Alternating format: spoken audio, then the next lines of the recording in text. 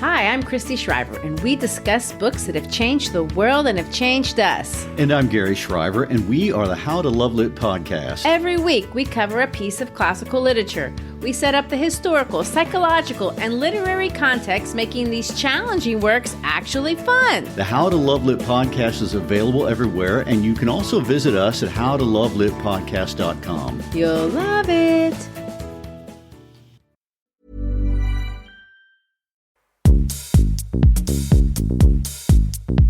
From the creators of Relevant Magazine, this is the Relevant Podcast.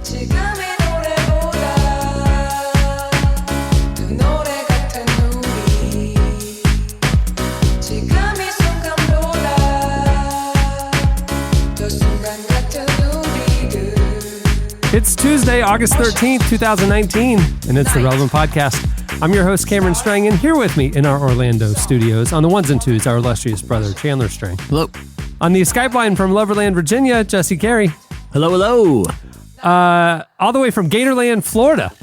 He's back. Eddie Big Cat Koffoltz. Yes, Cameron. It's good to see you. I am very excited. We're going to get to some life updates here in a second. Yeah. And all the the new way season from Hard Knocks and everything. Nashville, Tennessee. Author, speaker, podcaster, cowgirl extraordinaire, Annie F. Downs. Good morning, gents. What a happy day. The family The band's back home. together. The band It just is feels, back together. I mean, I'm smiling from ear to ear. It's very hurtful, listeners, when you tweet that you do not like the show as much when Annie and Eddie aren't on it. It's very, very hurtful because some of us are here all the time, but we're very excited that the family is back together. Yeah. I'll just say between us girls, I agree. It is not that good. That's not true. It's very good. Eddie, where were you? Tell us. Where was I? Started out and went on a little vacation with Brienne to the Keys, but then went to Ghana for 2 weeks with IJM, where we did a storytelling trip, and it was, man, I can't talk. Like, I'll start to cry. It was like overwhelming. But we basically are taking the New Activist and doing like a serialized 6-episode full deep dive story of a girl. Her name is Esther, a girl in Ghana, and her life, like how she went from going into slavery through her entire time in slavery, through her rescue, and now her restoration. And so we went deep. I did like 25 interviews, and we just spent weeks uncovering her whole story. So that's where I was for the last 2 weeks. And it was, you know how you have those moments in your life that are so profound, you actually don't know how to say anything about it other than it was like very shattering. But what a privilege it was to tell a story, and it'll come out in a couple months. But so that's where I was. And then I went to Pittsburgh to visit Brienne's family, which seemed like a total shift in things. I saw on Instagram, you had a whole film crew with you, and it was a big crew. We've had a busy couple weeks too. Just for your knowledge, okay? We talked about Olive Garden a lot, so we're both doing good stuff. We're making a difference on the planet. Let's not make this Eddie. a contest of who's doing better works here, okay? Yeah. We talked for a whole episode about it, Eddie. Yeah.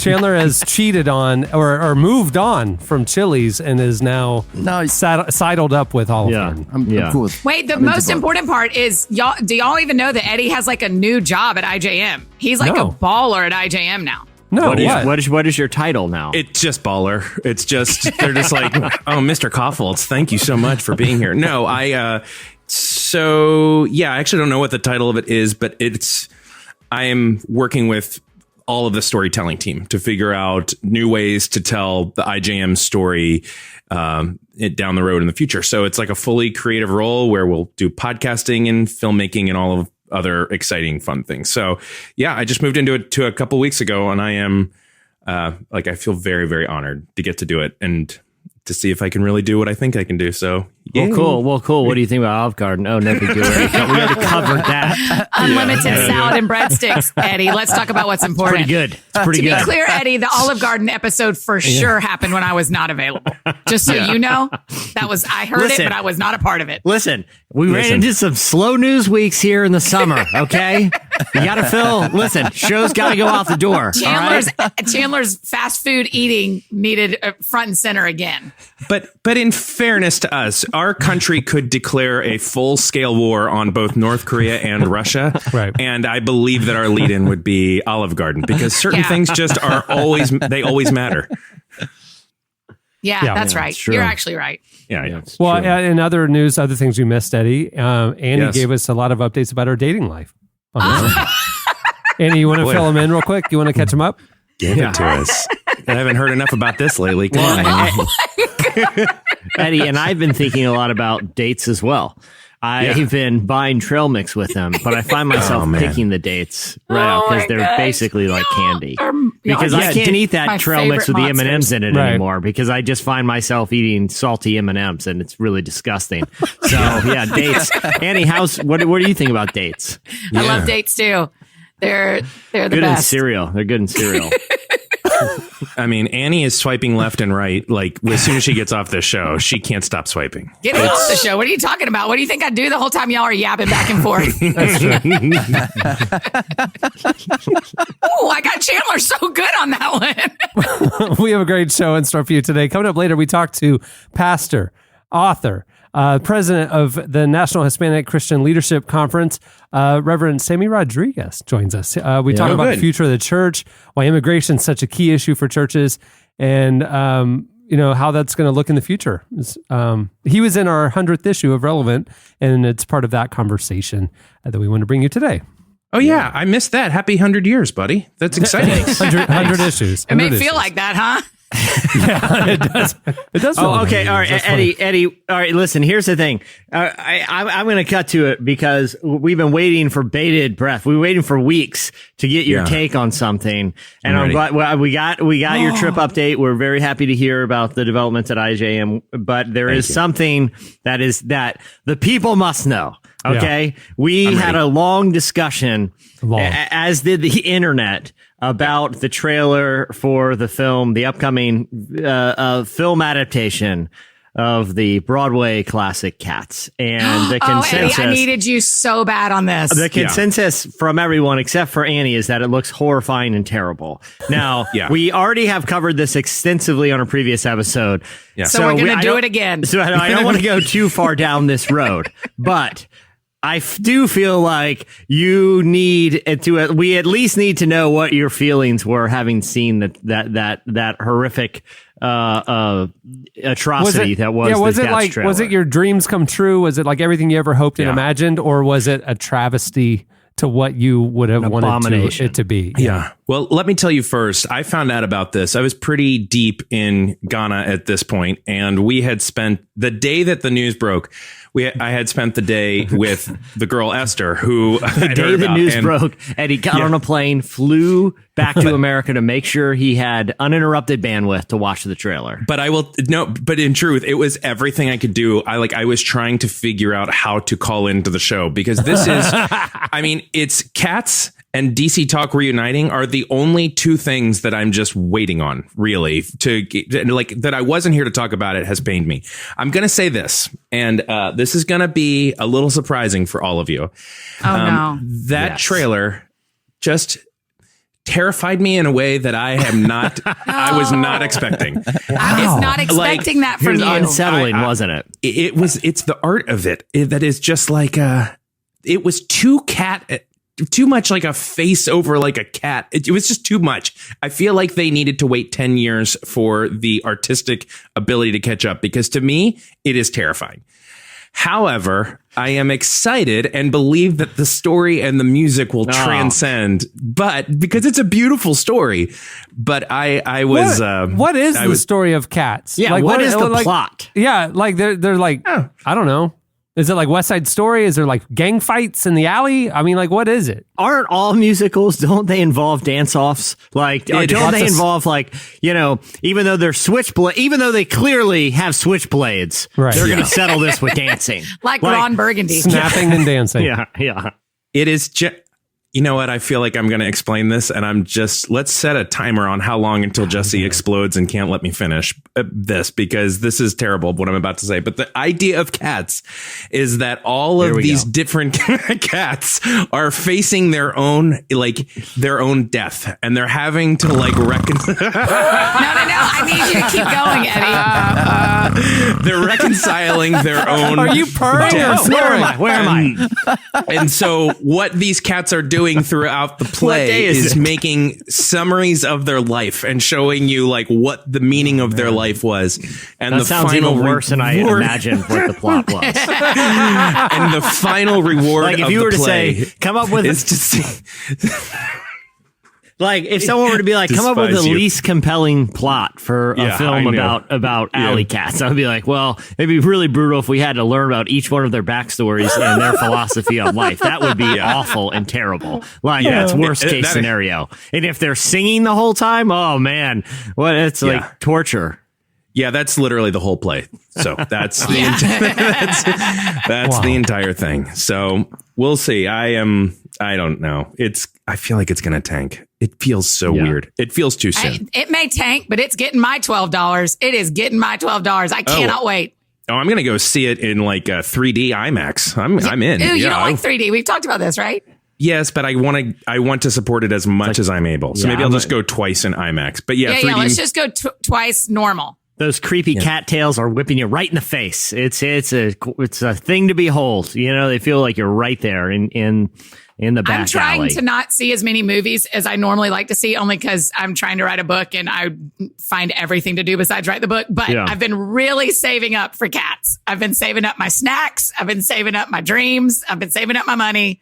I can't wait. Your dates? My dates. I've been saving up a date. It's going to be great. I got to say something else, and this is going to be controversial with our audience, and it's just the way it is. But I am very concerned about the casting of Taylor Swift, because while she is I can't be here for this. While she is incredibly talented, I do not know. I know the character she's playing. I'm curious if she has the musical chops to handle the songs that she is going to have to tackle. I'm leaving that out there, and I know that this is going to enrage some people, and I'm sorry, but this is what it is. Are you thinking she might be like a Russell Crowe in Les Mis, where she's just not able to handle the how dare musicality? Say that about Taylor Swift. Cameron, 100% yes. That's what I'm nervous about. That is the actual thing I'm nervous about. They cast a big name instead of casting somebody who can do the role. Well, that's I saw The Lion King, which I did not like. But it's did they actually have to have Seth Rogen sing the song? He's got a great laugh and a great voice. Oh, I loved it. Timon and Pumbaa were the stars of that new Lion King movie. Are you kidding me? Yeah, but I mean, no one wanted to hear it. It's just get a voice actor, but that sounds like Seth Rogen, really he's got that husky laugh. I don't need to hear that singing. Singing didn't need to be a part of that movie. He had a voice like a singing coach, and I read an article that said it almost broke the singing coach, because what you heard was absolutely the best Seth Rogen could possibly do. So the singing coach to Seth Rogen is Carmen the life coach to Chandler. It brings how good are you? How what kind of miracles can you do, sir? Or ma'am? So we'll see how it goes. I mean, Jennifer Hudson, of course, is in it. Idris Elba, who is magical, playing McCavity. You don't even know how perfect that casting is. Interestingly, the part that I played when I was in it was the part of Old Deuteronomy. Guess who that's being played by in the movie? Is that James Corden? No, because that would make sense. It's Dame Judi Dench is who is reprising. Which could not have been. James Corden would have been right on casting for me, because if I die, he's who has to play me in the movie of me. But Dame Judi Dench, even before you die, he's who should play you in the movie of you. Yeah. Why are you waiting till posthumously to be played by James Corden? That's a great question. James Corden. I mean, it was obviously Philip Seymour Hoffman. That can't happen, but would have been perfect. And if I get older, I could go into John Goodman territory. If I get older, my gosh. Also, you're never going to pretty sure surpass John James Goodman in Corden- age, so yeah. he'll never be able to play you well. And I was going to say, I'm pretty that's sure right, James 'cause of- Corden hasn't paused aging. Like, I'm pretty yes. sure he'll age right along with you. So, Right. Right, because we all Yeah. age at the. We all age in the exact same amount of Except time. for Paul Rudd. Yeah. One thing we're really good at not doing here is we Stop. we don't Time spiral into things like this about how we all age at the same speed, because that stuff, my brain can't do that. I get Yeah, stressed. this isn't for that. No, that's not what I'm here for. So don't do that to me. But James Dame Judi Corden should Dench. play you. Well, Judi Dench. Eddie, we are glad to have you back. I told you about the Olive Garden thing, so I think you're pretty much caught up. Yeah, I think we're good to go. Olive Garden and Annie's dates. And that's about Okay. it. I didn't hear about that. Can we just get a quick recap by Jesse of what there Amy isn't. said? Oh yeah, by Jesse. Yeah, for sure. Jesse, give a recap of my dates. Question mark? Well, Annie has a very specific taste, and she's very, very picky, and that's why when it comes to dates, they got to be in season. I'm talking ripe dates that are slightly flavored, a little bit sweeter, because you get they're not quite ripe. That throws the whole trail mix off. Am I right? She's got to Yeah, have that's right. the sweet dates. She right. doesn't want that Dates out of the season. tangy I ain't got ones. time for that. Y'all Yeah. Yeah. You're preaching a little bit. Yeah, there we Annie's go. looking for it's only I'm Aquaman. not the only single or person on nothing. this pod, by the way, just so everybody remembers. She likes the dried dates, doesn't she? That's right. a little dry and sweet. Yeah. Very safe. Very safe. She's date. had some salty ones in the past, and Right. it just hurt her. Who's this episode brought to us by? Cameron? Can we just- California dates. Look at that. It's the date California board dates. of California. Still growing them out there. Still growing. No real call to action. Just remember, dates are fruit. We often get forgotten. No real call to action. Preach that. I forget. Our dates like raisins are different. No one's quite sure what a date is, how it grows, above ground, in a tree, in a field. No one knows. No one cares. But dates are a thing. You've Thanks, slipped dates. into Prairie Home Companion fake sponsored territory. Garrison Keeler. Which makes me really happy. Oh, yes. Is it time for biscuits. Garrison Keeler impressions? Yes. Brought to you by the- Turns out I'm a big creep ball, and It's true. Come here, Jesse. True. Let me rub your shoulders. True. That's my Garrison Keeler. I'm trying to make light of it. I'm just trying to say, let's remember he is no longer in the show for a reason. He was a creep. Oh my And- goodness. All right. There we Well, go. stay tuned. Coming up next, it's Slices.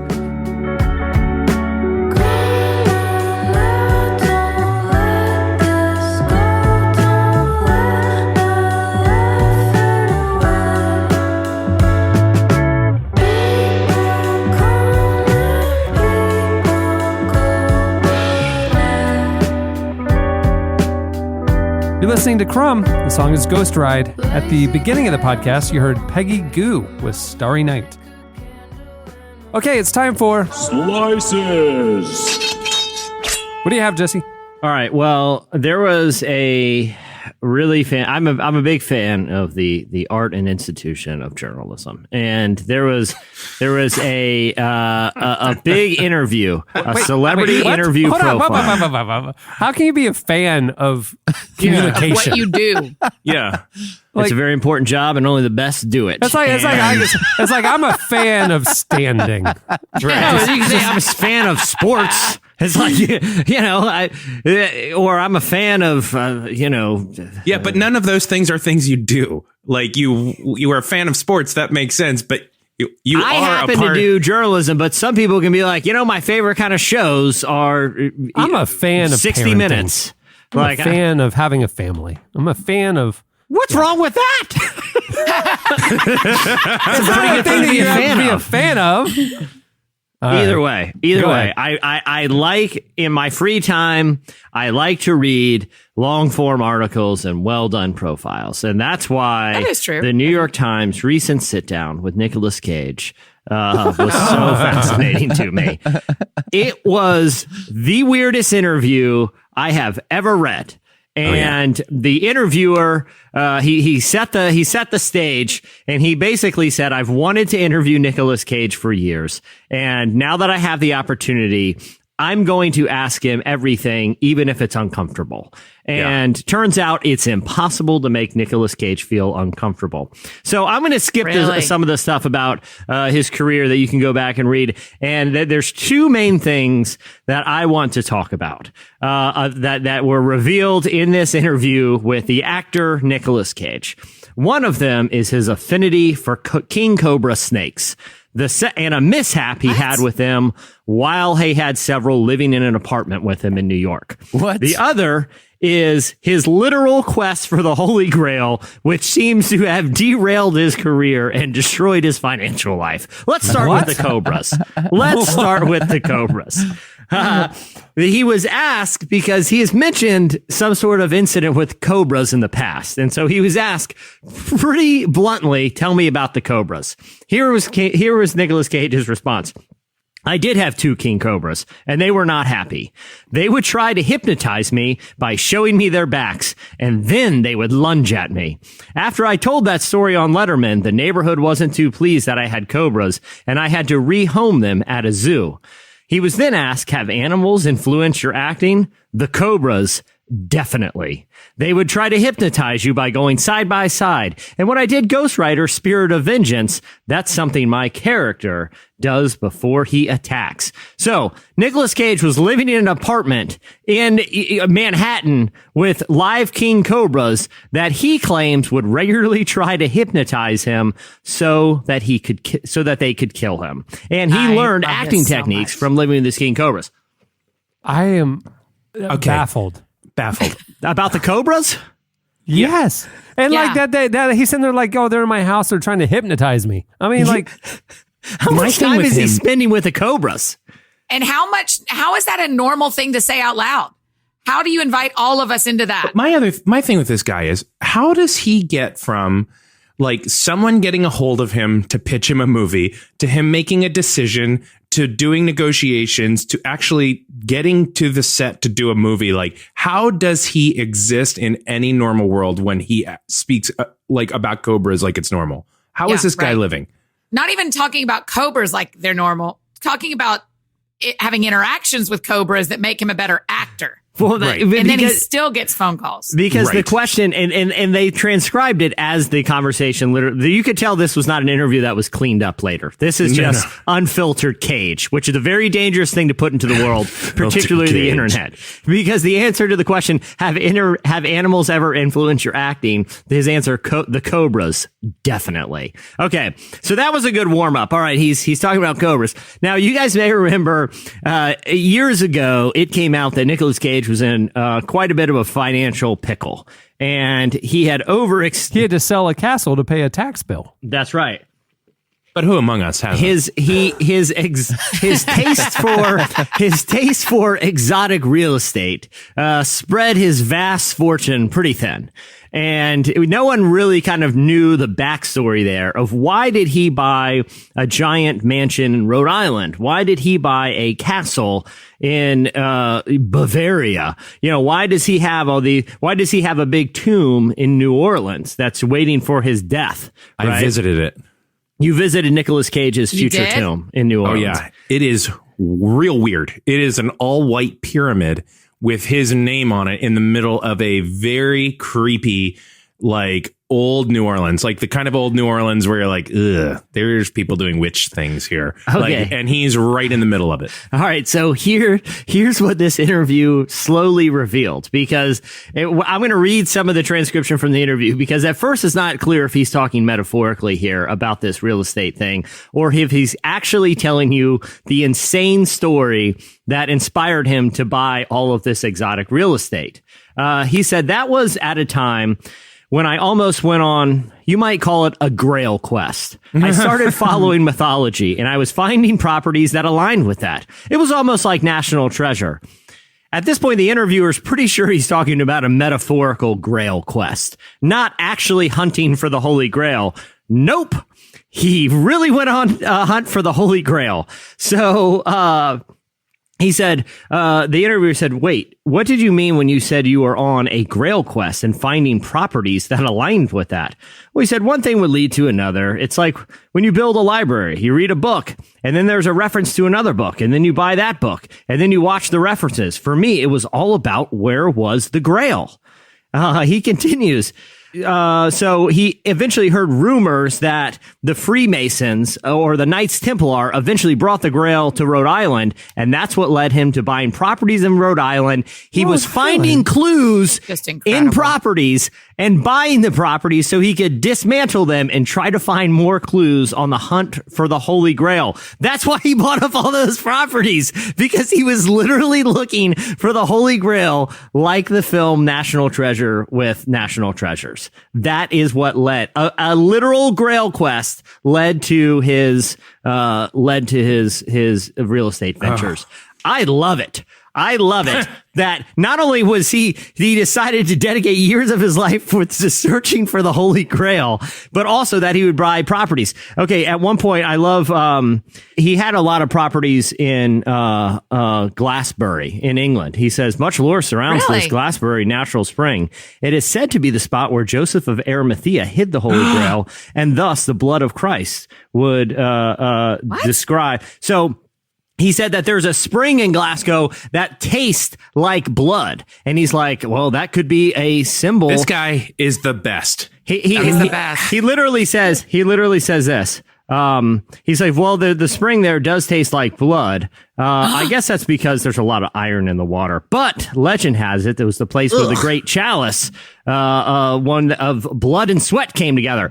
He dedicated years of his life for searching for the Holy Grail. Nicolas Cage is even cooler than we ever imagined. He's sitting there when he's not searching for the Holy Grail. He's training cobras in his apartment. I could not be more fascinated and in love with the human being, Nicolas Cage, than I am right now. He's living everyone's dream. There's nothing that stops him from doing what he wants. Even though he ruined his financial life, and he insinuates later that's why he does all these terrible straight to DVD movies, because he's in quite a bit of hole from this financial hole from this Grail quest. He still is doing what we all want to do and injecting a little adventure into his life. Annie, what are your thoughts about Nicolas Cage and his Holy Grail quest? I'm having the best time with this entire story. It just is shocking. All right, I'm going to do one more. This is, like I said, this is a twofer. Okay, so Pew every year for the last decade or so has measured how Americans see major institutions in the country and whether they think those institutions have a positive or negative effect on society. And this year, there has been a very notable shift right at the top of the list of whether they think these institutions are positive or negative. So the institutions that they're measuring are church and religious organizations, the national news media, large corporations, labor unions, banks and financial institutions, colleges and universities, and big tech companies. Out of all of those, there's been one that's been standing at the top of that list for years now, but was recently toppled. Out of those, which do you think up to this year had been at the top of that list of institutions that have a positive effect on society? So tech company. I'm going to guess education. I'm going to guess tech. Cameron, what do you think? To not trust. I don't know. I think you want us to think one thing. You're going to tell us something very unexpected. Right. Don't play that game. Just what's your answer? I don't know. The number one is Nicolas Cage. He has taken over. He has somehow jumped on the list. They found about this Grail quest. No, the number one for the advisory board for the first time in years is actually church and religious organizations. 52% of the population now says they have a positive impact. The reason that's significant is because for years and years at the top of the list wasn't church and religious organizations, but tech companies. In fact, as recently as 2015, over 70% of the population saw tech companies having a positive impact, but now it's right at 50%, which is below church and religious organizations. And the reason that the Pew says is because there's been so many privacy breaches. There was fake news. There's the addiction that of digital devices. So people's view of tech companies is falling. Well, actually, their view of churches is actually getting better. And Jesse, I hate to interrupt, but this seems like a great time to make this announcement, and it's wildly inappropriate for many reasons, but it's so pertinent to what we're talking about. I have just signed on to write a new book, and it's called I Kissed Facebook Goodbye. Pretty inappropriate given everything else. Well, timely zinger. It will be there. in 20 years. Ladies and gentlemen, Kevin Eubanks and the Kevin Eubanks Band. Kevin Eubanks. That's the ultimate burn of not a good joke. Yeah. Anyway. I have a rip from the headlines one-liner. You hear about this one? I'm calling the book I Kiss Facebook Goodbye. Come on, he's been in the news, people. I don't know if you read that. But did y'all read this I Kiss Dating Goodbye? You hear about this guy? This guy? He went on Instagram. Yeah. So Oh my gosh. I want us to do this so much, but we can't. Going down the list, colleges actually ranked Who wants third. a back scratch? Labor unions behind that, banks and financial institutions, followed by large corporations, and the biggest institution that people say has a negative impact on society, the national news media. So there you go. Really? Church is right at the top of the list now, though. So I've been watching. Unlike you, America is not a fan of journalism. Well, they're just not reading the right stuff, because if Nicolas Cage had found that Holy Grail, this would not be a joke, and they'd be skyrocketed to the top of the list. He still might find it. It's still out there, as far as we know. All right, what do you have, Annie? This is my favorite time, obviously. The fall coming, corn mazes. Let's talk about them. There is a great corn maze in Wisconsin. It is called the Govins Farm. And I don't know how to say the city that's in Wisconsin, but you can Google it, Govin. And every year they do, when they are designing their corn maze, they do like a design in it that you can see from above. So there's a picture you're tracing. You're not just going up and down in different rows. So historically, they've done things like a design that honored the Boy Scouts, one that honored Garth Brooks. Okay, Garth Brooks' face in a corn maze. And they've done, twice they've done I'd ones rather that hang out with honor Garth Brooks and the Boy Scouts at this point, though. It's been, anyhow, topical joke. Hey, did you hear about Joshua Harris. So, You hear about these Boy Scouts? And why didn't they call it a maze? It feels like they really missed, huh, Kevin? Anyhow, they've keep going. So listen, you guys, listen how they've designed. Now, it doesn't open till September 21st, so you can't go yet. But what they've done this year is they have taken and written Your Life Matters, and then gave the phone number for the suicide prevention line.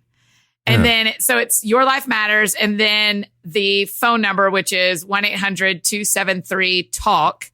And then it says about suicide. So and they thought, like, man, this maze is going to be like, people might not like it. We don't ever do serious stuff. And the response they've had instead, obviously it's on CNN. It's a national story, is they've had a really positive response of people being like, yeah, that is a good use of this corn maze we're all going to run through this fall, is having a reminder of how important your life is. I just thought that was really nice. As a tragic postscript, they ended up putting an apostrophe in your, and it was really... It's the wrong your. Yeah, that's it's exactly really right. Your life matters? You got to think it through. Especially if you get lost in the apostrophe, because there's no way out of it. There's no way out. Actual maze. It's a You're just circle. like, That's I'm just right. stuck in this weird circle with a point at the bottom. It's really, y'all should Google it and look at it. It's a really beautiful, like, design. It's fascinating to me. I don't know how... I've never personally designed a corn maze. Call me crazy, but I just did not know how much thought went into it, and that they do designs every year. I thought that was really cool. I think it's awesome. My only thing is, what took them so long to do something important and positive for society when they're but prior to that, just literally choosing things at random. They're like, well, we did the Boy Scouts. Tribute to Garth Brooks. What do you guys say? Like, what took them so long? Because they're just picking like the most random stuff. So one year they're just like, bacon. Let's do a bacon one. You know? Like, they should do one next year around bacon. That's a great idea. All right. What do you have, Eddie? So listen, Jesse and I have over the years, and all of us to varying degrees, but I know that Jesse and I have spoken very frequently about, like, if we were invited to play in the Olympics, what could we get ready for pretty quickly and be able to compete in? And we've had large conversations where we've agreed on that we could probably both do the, what's the granite rock that they sweep curling and stuff? Curling. Yeah, Curling. because you can just be a regular old person, and I mean the people you in that don't need athleticism. Yeah, exactly. Right. Jesse then has gone off the rails a few times and said that there are different like running and track and field events, and we disagree strongly. But he seemed very fast. Right. But this is like the dream come true. And as soon as I read it, I thought, I mean, we have to try this. So Nathan Patterson played a little, you're going to understand the punchline of this pretty quickly, but it's just amazing. Nathan Patterson goes to an Oakland A's game, and they have, all the little things set up beforehand, the different booths and the things you can do before the game.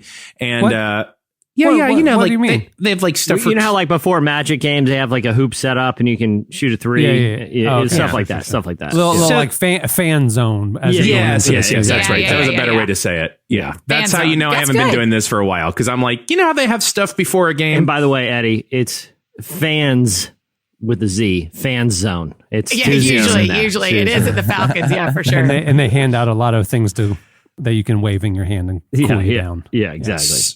So Nathan Patterson goes into one of these fan zone areas, and it was like zones. Yeah, and it was like I see the Z's with the fan. Okay, right, fan zone. I gotcha. I thought okay, and it was like pitched to. Oh no, I'm sorry. It was the Colorado Rockies. So he's probably one of only 4 people at the game.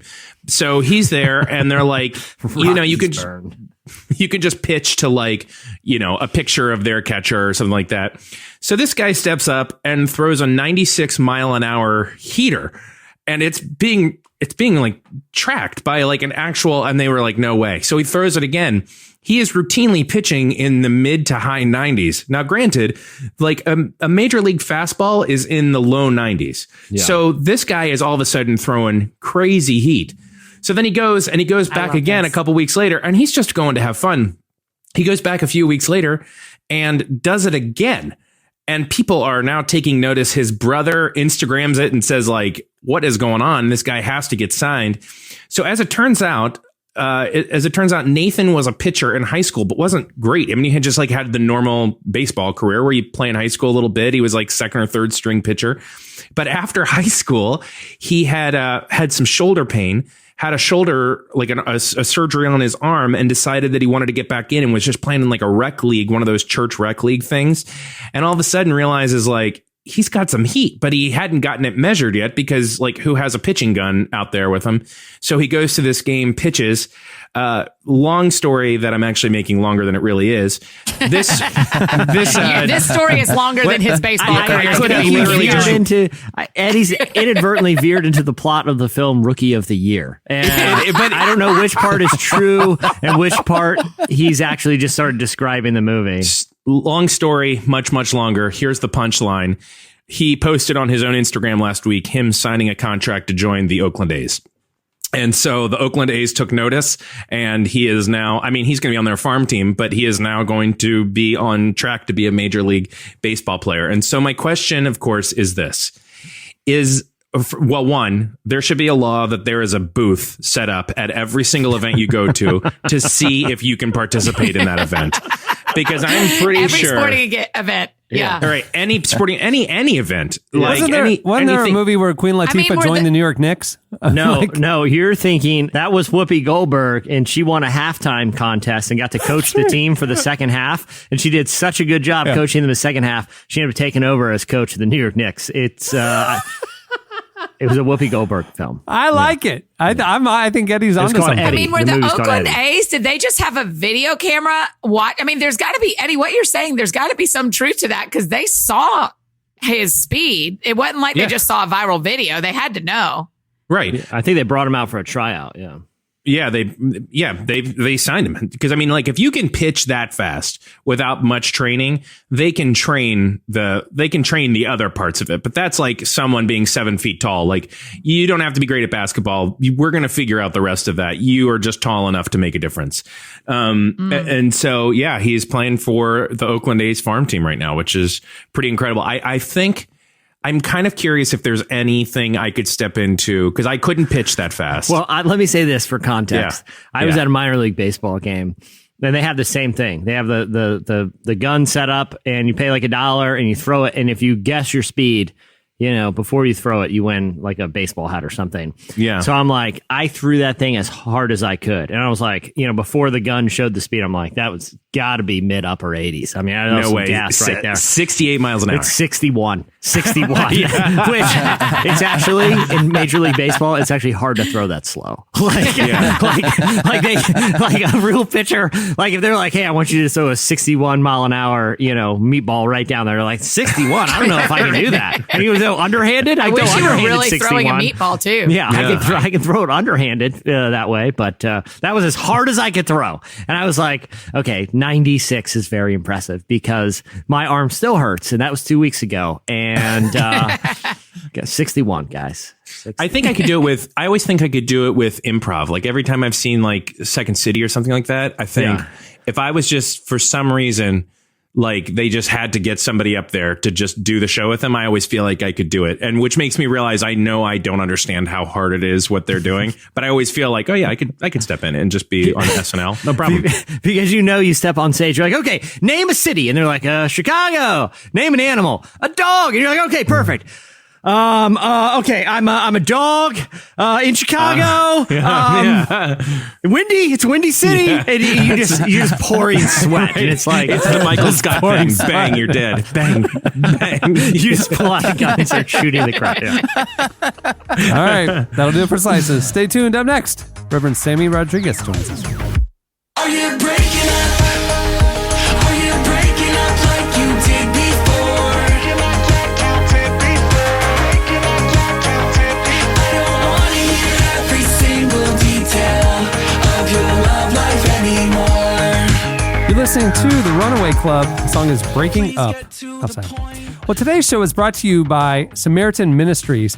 One of the things we love about Samaritan Ministries is the stories of lives that have been changed by their healthcare sharing model. And we wanted to tell you one of those stories here today. Jesse, tell us about it. Josh Little of Bozeman, Montana is 23 years old, but he's been an avid rock climber since he was 7. However, a few years ago, he experienced a horrific accident falling 70 feet off of a cliff. And they had to put me on a backboard and get me about a mile and a half out before they could get to an actual even landing site for the helicopter for Mercy flight. Miraculously, Josh survived, but he broke bones throughout his body and suffered a series of very serious injuries. Thankfully, his family are members of Samaritan Ministries, and while Josh was on the long road to recovery in the hospital, his family called Samaritan, who helped them navigate all of his healthcare needs, and even some of their spiritual ones. It was incredible, actually. I was just talking with Mom the other day, actually, and she was saying that, like, she broke down once or twice, like, while I was in the ICU, and they just stopped what they were doing right there and just stopped and prayed with her and made sure she was okay. Because she was handling a lot of the logistics while I was, in the ICU just healing, comparatively to just about any other thing I've ever heard of. Yeah, it's incredible. It really is. It's a personalized version of the Samaritan story, which is what I would deem to be one of the better ways to do things in any capacity, whether it be ministry or just sharing in each other's burdens. We are the church and we are unified through Christ. They really help you step by step through just about any situation you can think of. In addition to Samaritan members helping one another with medical costs, one of the other cool things is you're plugged into this community of like-minded people. Tell me about some of the letters of support you received while you were recovering. Yeah, I've got a stack of about, 3-4 feet tall. That's all just letters that came with our shares from Samaritans. Just reading all the different notes and like where different people are from and what they're at and how they, operate. And hey, I had a son fall as well. I know what you're going through. God's got this. It was just really cool to hear a lot of actual heart and good-hearted people from a church, basically they're fellow believers with you in the whole thing. So it's really cool to hear and read. And some even left contacts if I ever wanted to meet up with them at some point. Wow. So, it's pretty cool. it's a cool thing to be able to experience as you're going through healings, like sometimes feeling like you're never going to be fixed again. It's just really good for the mental state and for the spirit. If you would like to learn more about how you can be part of this ministry, helping each other with healthcare, visit SamaritanMinistries.org/relevant. Well, Reverend Sammy Rodriguez is the president of the National Hispanic Christian Leadership Conference, the world's largest Hispanic Christian organization. He's also advised Presidents Bush, Obama, and Trump, and frequently consults with Congress advancing immigration and criminal justice reform. Reverend Rodriguez was one of 40 activists, artists, leaders, and influencers to take part of a series of roundtable conversations in the 100th issue of Relevant, which is out now. We discussed the future of the church and the issues that will shape it moving forward. Our very own Tyler Huckabee had the conversation with Reverend Rodriguez. Welcome, Tyler, to the show. Hi, Huck. Hey, guys. Hey, everybody. Tell us about the Tyler. conversation. Yeah, we had a really good talking to Reverend Rodriguez is always a treat. The guy, the guy's just a quote machine. And we were going through, I believe he said he was driving through rural Alabama at the time. So it was a little bit of in and out, but we kept reconnecting and we got we had a great conversation out of it. The first thing that I was really interested to know, especially from his perspective, because he has a really unique one, is looking over the past era of the church in America. What does he think is something that the church has really improved at and has gotten much better at? And this was his response. Disaster relief, poverty alleviation.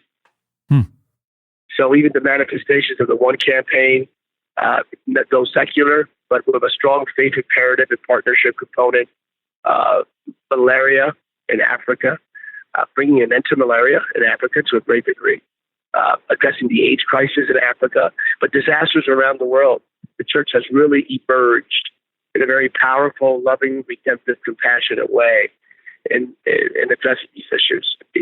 I thought that was super interesting because it's something that you do. It's something that the church honestly hasn't done always a great job of kind of telling its own story about how well it's done with trying to address foreign aid and things that some of the issues taking place overseas. But I do think he's correct that the church has been very involved in that. And obviously there's been some missteps here and there, but there's a lot of really big, really cool success stories as well. Yeah. I mean, I think when we were putting together these roundtables, one thing, it was fun to look back on some of the early issues of, like what he was talking about there, the convergence of faith organizations and non-faith related groups that could come together to find a common ground.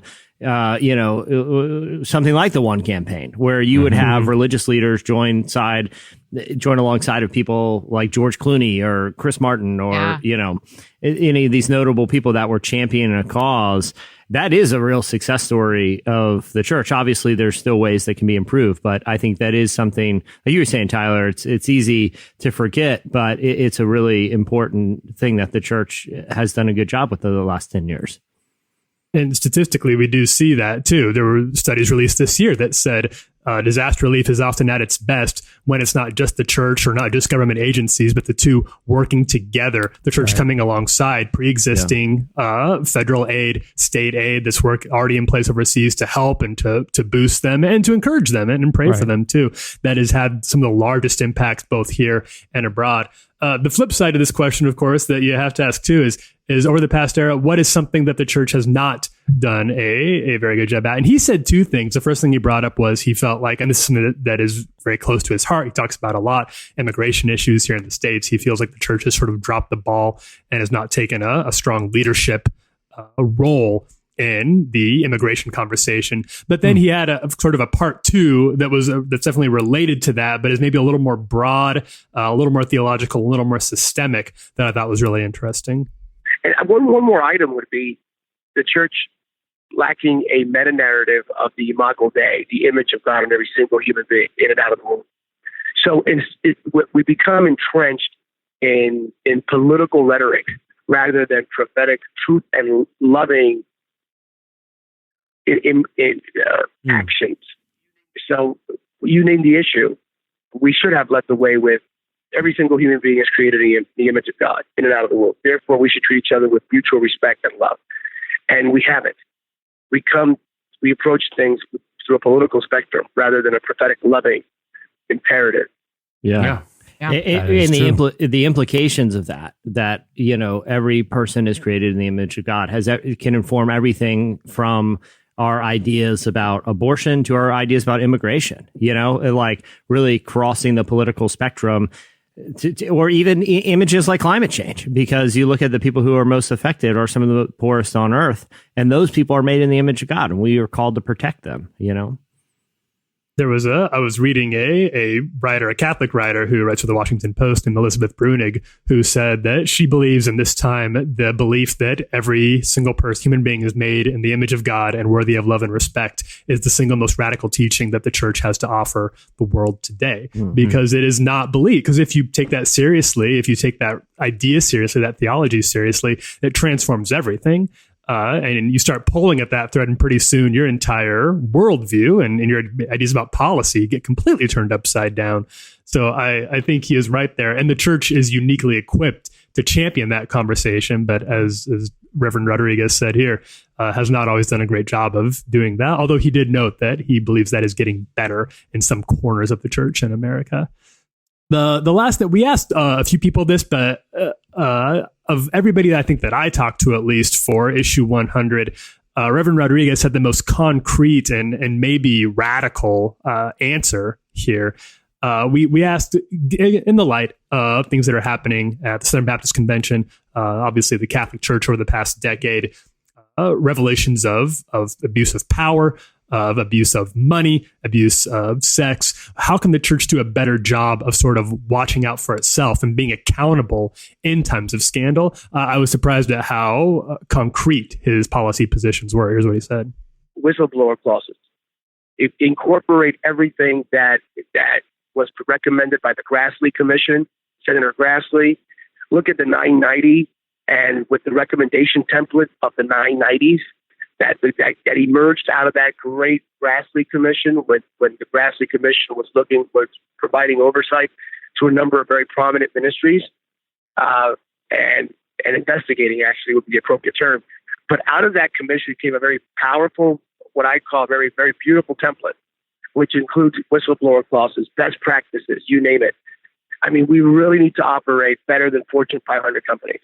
Churches should operate with unbridled transparency and authenticity. Yeah. I like that. I like that idea of looking at how companies are run and going like, why aren't we better than that? Yeah. Why aren't churches run in a way that exceeds not necessarily the financial success, but exceeds the outward facing look of this? I love that idea. I was just going to say too, that idea of whistleblower clauses of like, no, you have protection here if you are holding people in power accountable for misdeeds, you know, because too often the response of the church is the opposite. No, don't broadcast this. Let's quote unquote handle it as a family. Let's take care of family business. There needs to be accountability here. Like, like in the shadow of hiding things should get worse, not better, you know. Preach that.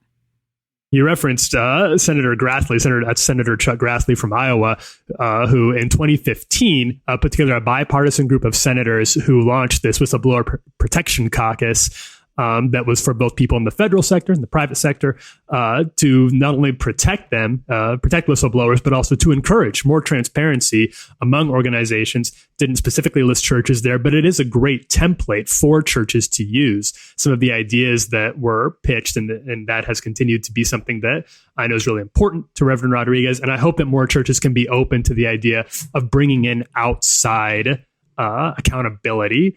Just realizing that this experiment that we've done in America with churches over the past few years of trying to handle things in-house hasn't worked super well. So I totally agree with his ideas here. I think it's really, really strong. All right. Well, to read more of that conversation, as well as all the other leaders and influencers that we talked to, check out the 100th issue of Relevant. It's out now. You can view it at relevantmagazine.com. You can pick it up at newsstands nationwide. And if you're a really, really good person, you can subscribe to the magazine. Yeah. Only the best. Only the best. Many are called, but few are chosen. Only the best. You're either the type who blows money on a Bavarian castle, or you're the type that helps humanity find the Holy Grail. Who are you? and subscribe now. If you're a really big fan of journalism, you'll like it. You can get Guys, it. this kind of feels like my dream come true that everybody's on the show together. Yes, Chandler, I'm just having a really good time right now. Everybody, we're thinking if you prop, we know you're out All there. my bros are here. It is funny though, Annie, that you say that, because I'm like, obviously I've gone quiet because I'm just listening because I'm interested because I love this part of the show. But like, you're like, more voices, more people, and I'm like, oh boy, can we just like take it down a little bit? I'm looking at the Skype thing right now. It looks like the stinking Brady Bunch intro, and I'm going, yeah, it really does. There's a lot of us. There is a child that looks like Cousin Oliver that just appeared. I don't know who this boy is. But why are you here, son? Why are you here? How'd you get on this line? Who's this precocious little boy that's here from the 1970s that just showed up? I know I just brought in for the Rodriguez interview, but have we been able to do the Eddie Big Cat Koffel's Cats Redux? We did. Yeah, get ready. Is it? Oh, all right. I'll listen to it. Yeah. I'll listen. We don't need to revisit. I said some things that were pretty controversial. Let's just say it's not what you expect. Yeah. Oh, I can't wait. I'm going to be on pins and needles till this comes out. Pins and needles. I'll get off so you can wrap up and Chandler can get in the editing booth, and then I want to hear Eddie's take. Hurry up, guys. Hurry. all right, stay tuned. Up next, your feedback.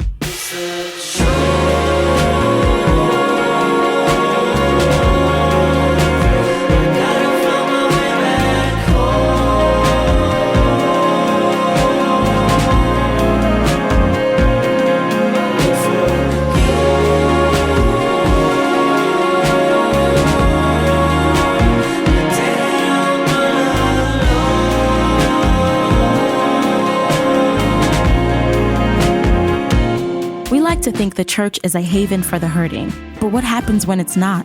The passion behind the Me Too and Church Too movements show no signs of relenting. As more stories of abuse and secrecy within the church unfold, it's clear that this is not yesterday's problem or a Hollywood problem. This is our problem, and survivors are speaking up. Author and advocate Mary DeMuth is using her voice to dare the church to listen. DeMuth's new book, We Too, unpacks the church's historical response to sexual violence and provides a healthy framework for a new way forward. We Too urges the church to become what it should be, a place of security instead of shame. We all know someone affected by sexual abuse. It's time to listen, act, and help find the road to healing. Visit WeTooBook.com for information and resources. That's WeTooBook.com.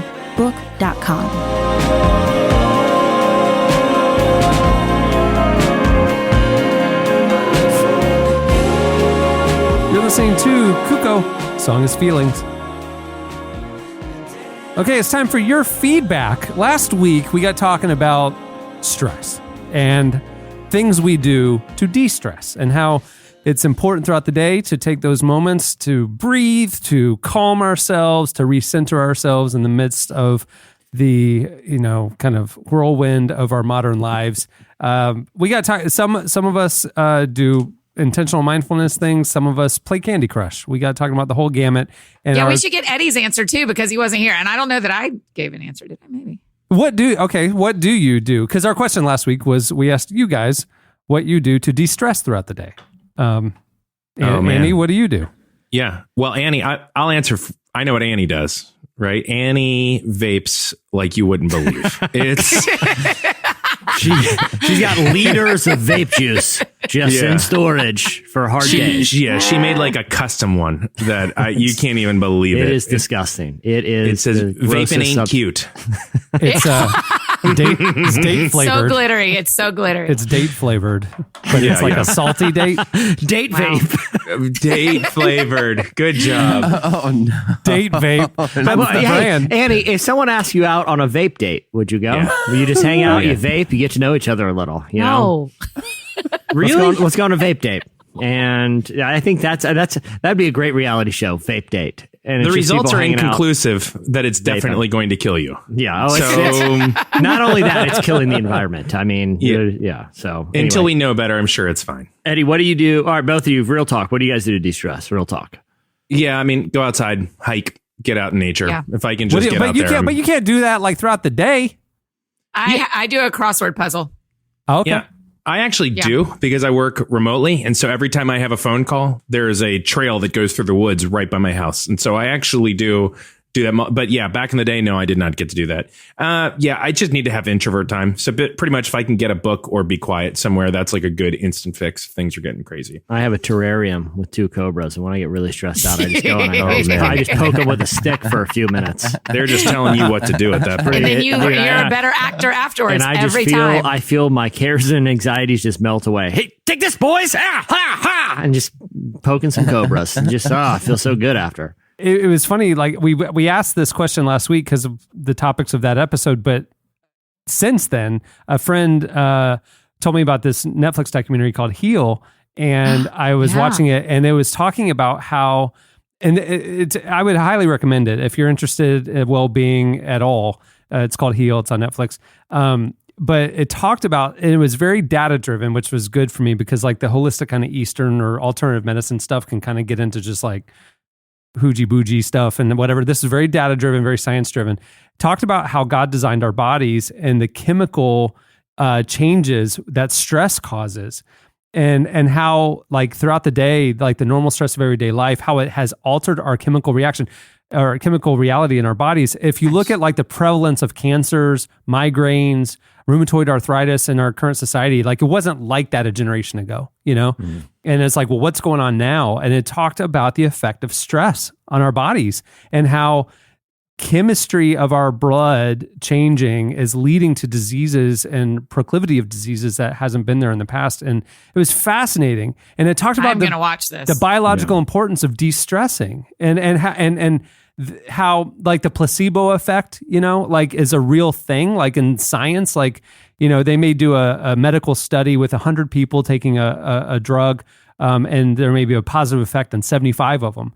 But then they will do a placebo group of 100 people, and they would have a positive effect of 40, 50, 60, 80 people in the placebo group would have a positive effect, and it's just placebo. So it talked about that, how the hopefulness of our minds or the thought that I am getting better, our body gets better.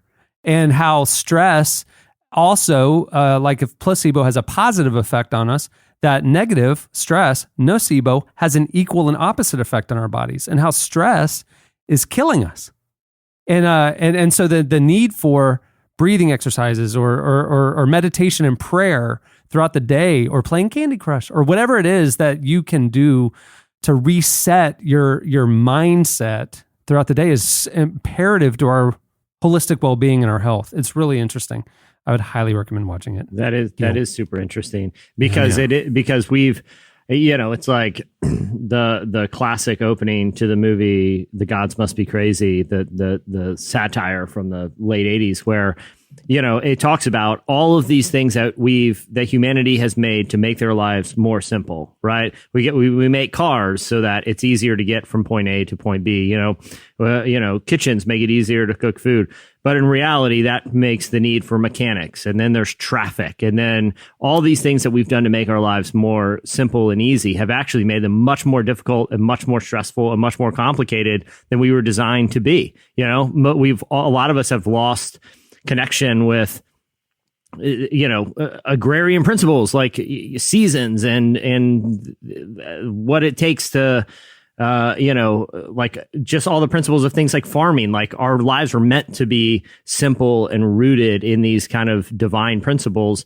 But like you're saying, Cameron, we've overcomplicated them over the course of really a few generations, where stress and anxiety is this big factor because we fill our life with so much stuff that it wasn't really designed to deal with.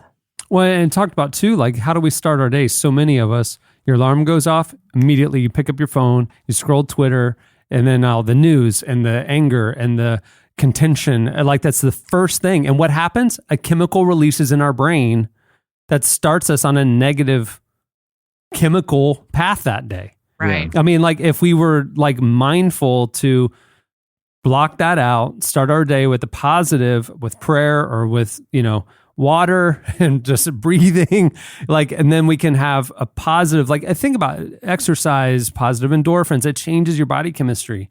And it's crazy about the body chemistry thing. I mean, watch it. There's so many scientific things about how the chemistry of our body affects our cellular makeup, physically affecting our cellular makeup, and our cells can go turn from muscle into fat and different things because of stress in our body.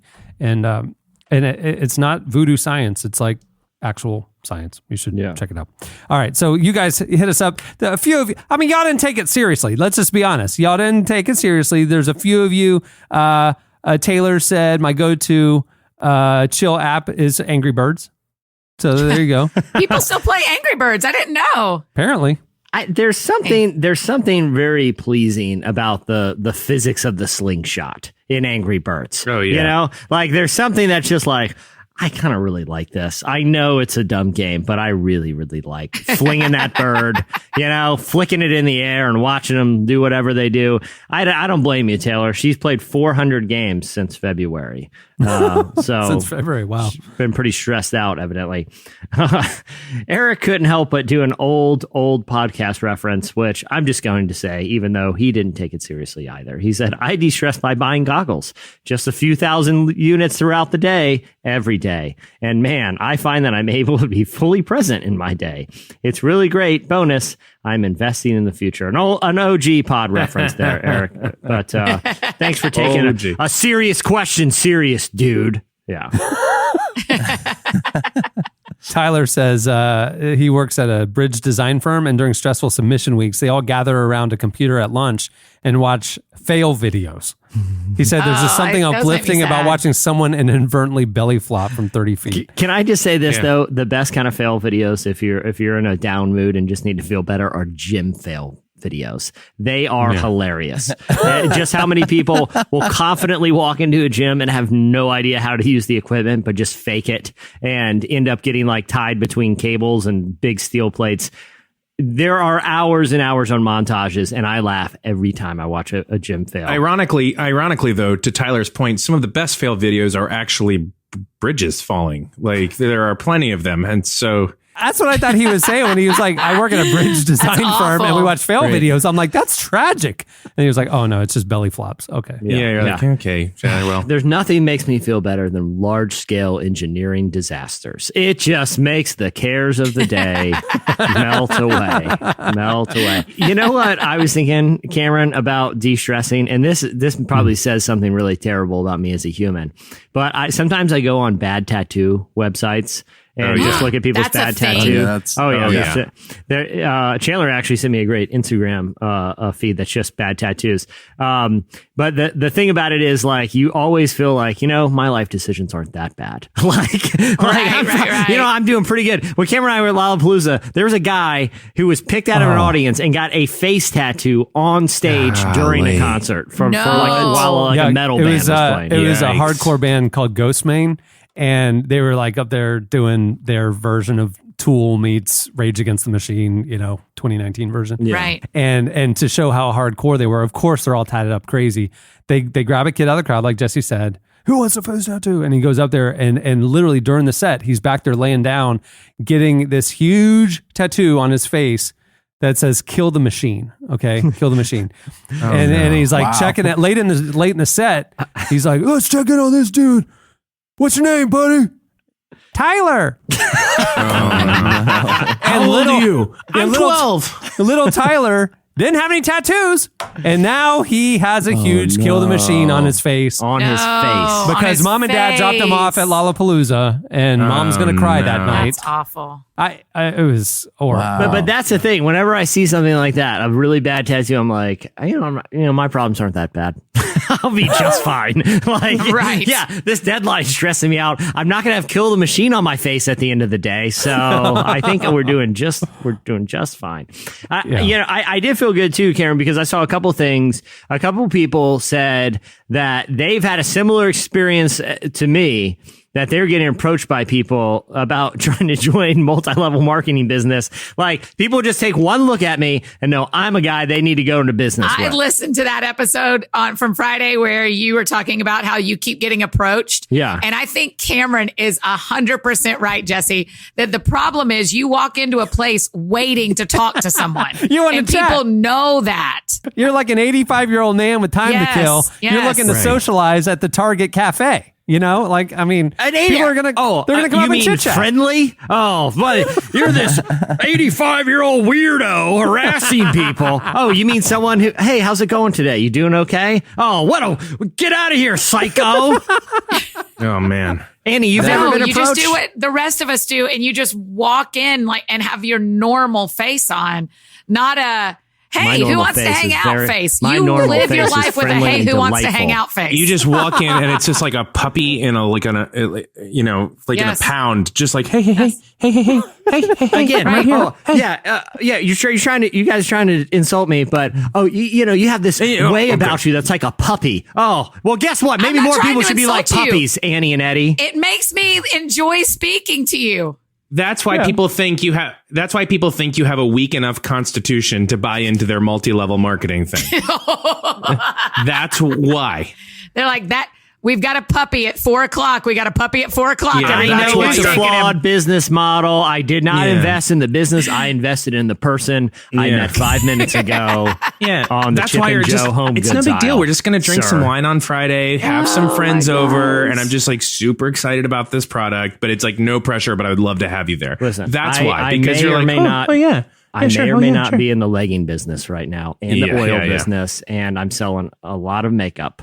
So I actually do try to have a friendly face. I do try to have a friendly face, but sometimes I have headphones in. And just last week when I was at Kroger, someone tweeted me afterwards and said, "You looked like you were real serious, so I didn't walk up and talk to you." And I felt so bad. You know what? You I just want people reply, to say mission hi. accomplished. I did No, not I want people him. to say hi at Kroger. I just was listening to a podcast and trying to edit it and also get my grocery shopping done. I got a flyer on my door the other day, and a new person had moved onto the cul-de-sac, and there was a get to know the neighbors little pool party happening. What? And I looked at it and I was like, I know 3 people who this would be their nightmare, and this is delightful. I'm going to go to the pool party. I will sign up for the mac and cheese. It's like one of your cousins or something, right? No, this is just a new neighbor, and this is what neighbors do. We have to live in close proximity. We might as well know each other. I mean, we have to take our shirts off and get in a pool together. Yeah. Right. Well, and that's my favorite part, though, about the last live thing we did was like afterwards, everybody just goes over to Annie. And then the 3 of us just get to like, I think partly a lot of people didn't want to talk to me because I did have my shirt off and I was making very intense eye contact with people as they walked by. And this is my friendly way. For sure, that was the bigger problem. And people did tweet us this week. Jess said maybe it's a Virginia thing, Jesse, because I get approached all the time by MLM girls in Target. I could be wearing a potato sack and I think they'd still compliment me. So I guess the complimenting thing is the icebreaker, huh? Yeah. Tyler said, I had the same MLM people approach me at Bed Bath & Beyond. I went there 3 times in 8 years and was approached by two different times, roughly 5 years apart, by what appeared to be the same person. He was sharking around the fan aisle. 3 times in 8 years. That means they've wasted a lot of Bed Bath & Beyond 20% off coupons if he's only been 3 times in 8 years. Well, here's the thing. And I like this strategy there because, like, if you're in Bed Bath & Beyond, there's a lot of junk aisles like the as seen on. I feel like half the stores like as seen on TV, like weird little bath mats and stuff. The fan aisle says, listen, the only way you're buying a fan is if you're a homeowner. If you're renting, you're probably not buying like a ceiling fan. That's something the landlord will put in. There's a little psychology to it that they're going after. Okay, this person probably has a home, probably could, use a little side business here. Got to hang on the ceiling fan aisle. I'm a pretty smart MLM person there. I mean, if they're still wandering around Bed Bath & Beyond trying to build their upline 5 years later, I don't know how successful they've been, but I like the idea of the fan aisle. Maybe it's the oscillating fan aisle because I don't know if those are pretty cheap. So I don't know about the strategies. It never ceases to amaze me, Jesse, what you have 5 minutes worth of thoughts on already when we bring it up. But it's already there. We don't even have to fish for it. That already existed somewhere. It was just waiting. And Who's thought about it? Yeah. Because most of the time, if you're buying an oscillating fan, right. The living situation probably isn't great. Listen, I'm not opposed to oscillating fans, but it's hot. The AC isn't working. And, we got to just get a quick fan to cool down. I don't know about this person's strategy. So, all right. That'll do it for last week's feedback. It's time for this week's editorial question of the week. Hey. Earlier in the show, we told the story. Eddie brought the news about the fan at an Oakland A's game who was participating in the fan zone, throwing some baseballs, and ended up getting signed by the Oakland A's. He got discovered, per se. We want to know, what is a sport or activity or event that you think, if they had a fan zone, you could participate and get discovered and be as good as the professionals or become a professional in the thing. Can I give an example? I've always thought that, like, if I went to like an orchestra, like a symphony, and I was walking in, and one guy's like, man, I'm really motion sick. I can't go on tonight. But I can't leave an empty chair. Will you go and sit in the chair?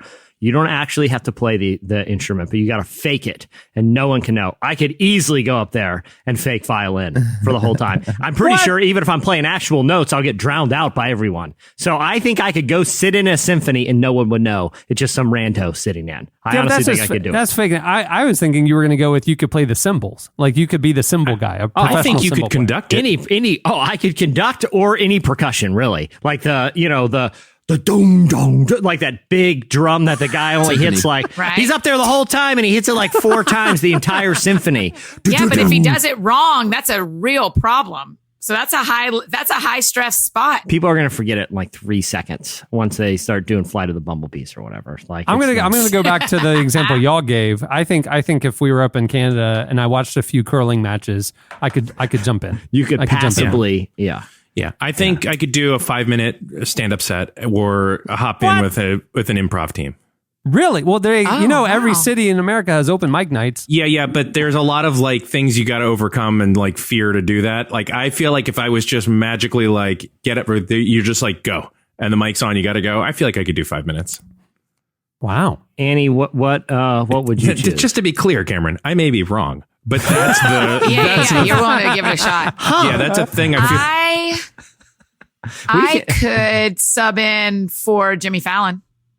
Oh, I can see that. Okay. I can see that. Little fan zone before the recording. Yeah. Jimmy's sick. Can you take? Can you take the monologue? We already have the cue cards. Yeah. Yeah, not necessarily the monologue as much as the interviews, but I think I could do the monologue. I wouldn't enjoy it as much, but I think I could. Yeah, you could do a read through on the cue cards, and you're off and running.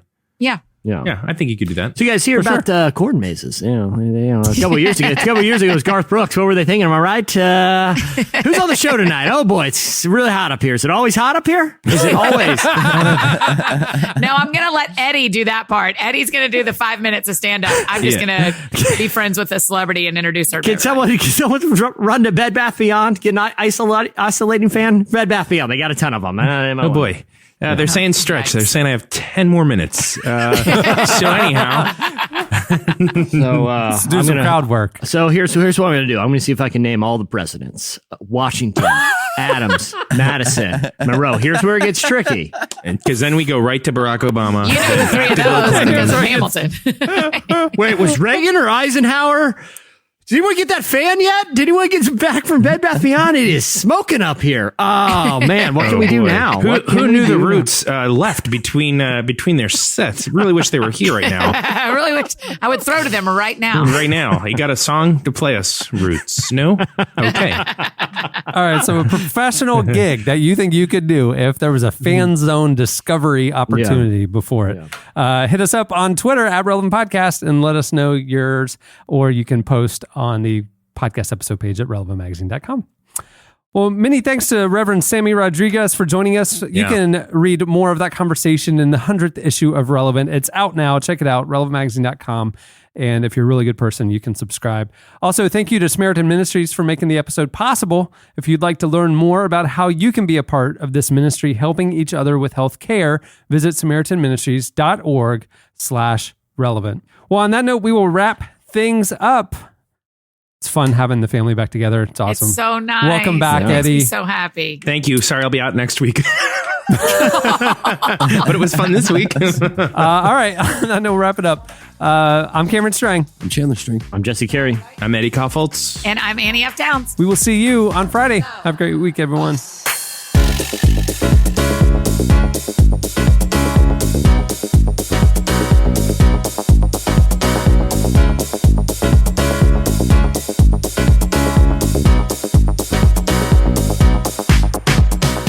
listening to the Relevant Podcast. If you like what you heard, be sure to leave us a review on iTunes. Check out other shows from the Relevant Podcast Network in the podcast section at relevantmagazine.com. And while you're there, browse exclusive podcast merchandise at our online store. Make sure to subscribe to Relevant Magazine. Info is available at relevantmagazine.com/subscribe.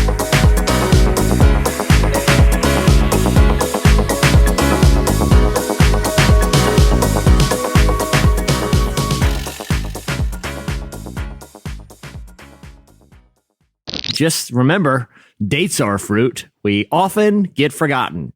Relevant Podcast Network.